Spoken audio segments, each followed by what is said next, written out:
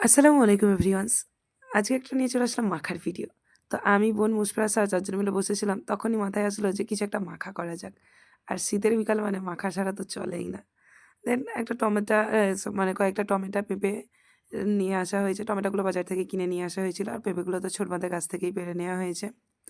আর বোন একটা বড় বঁটি নিয়ে বসে, বসে সেগুলোকে কুচি, কুচি করে কেটে নিচ্ছিল। আর মুসফিরা তো এর মধ্যে থেকেই খাওয়া শুরু করে দিয়েছে। কারণ শেষ পর্যন্ত যাওয়ার আর মানে অপেক্ষা করছে না। তারপরে দেখো টমেটো আর পেঁপেগুলোকে কুচি, কুচি করে কেটে নিয়েছে।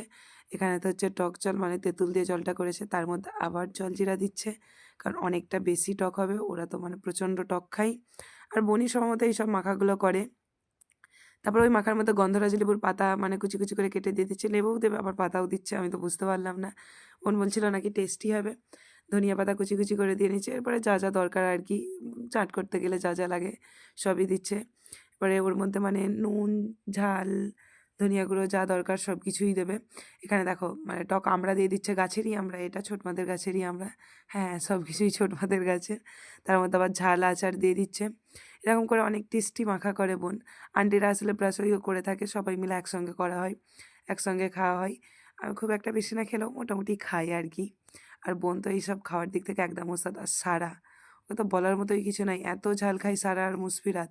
ওদের কাছে আমরা হয়তো হেরে যাব। তারপরে যাই হোক সব কিছু দিয়ে নেওয়ার পরে টক জলটা উপর থেকে দিয়ে নিচ্ছি না, দিয়ে নেওয়ার পরে ভালো করে মাখিয়ে নেওয়া হয়েছে। আর ওটা দেখে মুসফিরাত কি বলছে শোনো।